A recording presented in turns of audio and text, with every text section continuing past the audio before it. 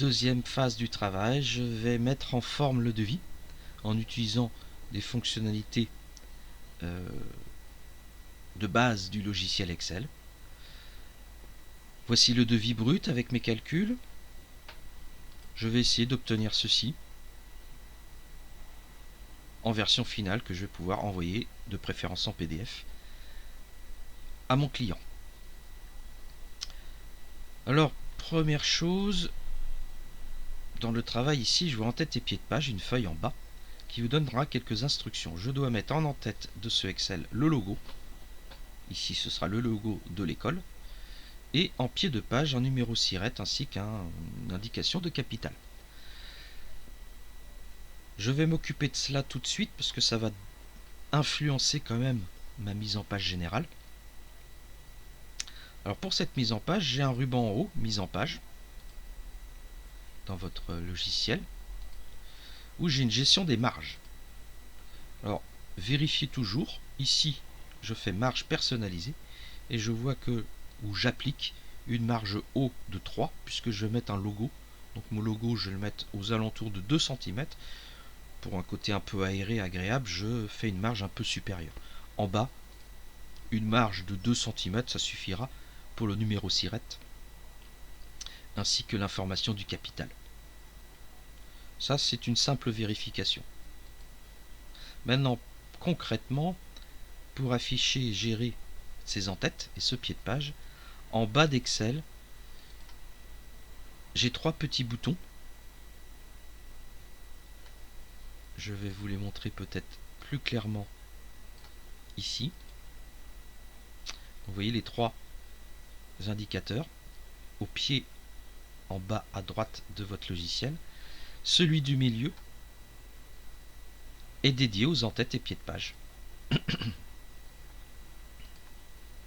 Donc quand je bascule sur lui, il s'appelle page, vous découvrez votre Excel avec une information qui était masquée, c'est-à-dire ici 3 zones pour l'en-tête et plus bas 3 zones pour le pied de page. Pour le logo qu'on me demande d'insérer, d'intégrer dans le devis, je vais cliquer sur une des cases d'en-tête, par exemple celle de gauche, et attention, très important, j'ai un ruban dédié maintenant à mon en-tête et pied de page. Il se situe en haut du logiciel, en-tête et pied de page. Donc ça c'est très important, puisque par ce ruban je trouve un bouton d'insertion d'image. Donc j'ai cliqué dans une des 3 cases d'en-tête. Dans mon ruban tête et pied de page, je valide image. Je me dirige à partir d'un fichier présent dans mon ordinateur de préférence. Je choisis image et je vois le logo que j'ai préalablement téléchargé. Je l'insère. Surprise, je ne vois pas l'image, mais je vois une indication par Excel. J'enchaîne alors tout de suite sur la mise en forme de cette image dans mon en-tête, car là, je vais décrire exactement, notamment la hauteur de mon logo présent en en-tête. Souvenez-vous, j'ai un en-tête de 3 cm de haut, donc je mets un logo de 2 cm, je fais OK. Et quand je bascule sur une autre zone, je vois enfin mon logo parfaitement intégré dans mon en-tête et dans ma zone réservée à gauche. Pour le reste, je sélectionne le numéro SIRET et le capital, je copie cette information et là tout simplement dans ma page de vie, je vais en bas le mettre dans la zone du milieu et je colle cette info.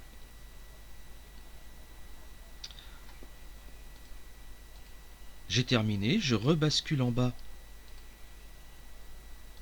sur mon petit bouton premier d'affichage dit normal d'Excel. Je retrouve mon devis et je vérifie tout de suite en faisant fichier imprimé que l'aperçu me donne bien mes informations et j'ai tout mon devis avec ici mon en-tête, le logo de l'entreprise et en bas l'information SIRET au capital 2. Je remarque tout de suite une mauvaise surprise, c'est que j'ai 2 pages. Voilà l'intérêt aussi de vérifier à l'impression ce qui se passe. Alors d'où vient ce souci? Il vient de ce réglage, et là vous allez vite le mettre en place. Vous revenez à votre ruban mise en page. Souvenez-vous, on a vu les marges personnalisées tout à l'heure. Bien, il vous suffit de dire à Excel en largeur du ruban mise en page, largeur hauteur. Vous allez simplement le forcer à gérer votre devis sur une page en largeur et évidemment une page en hauteur. Ça y est, votre devis s'intégrera parfaitement en PDF ou en impression directe pour la transmission de votre client.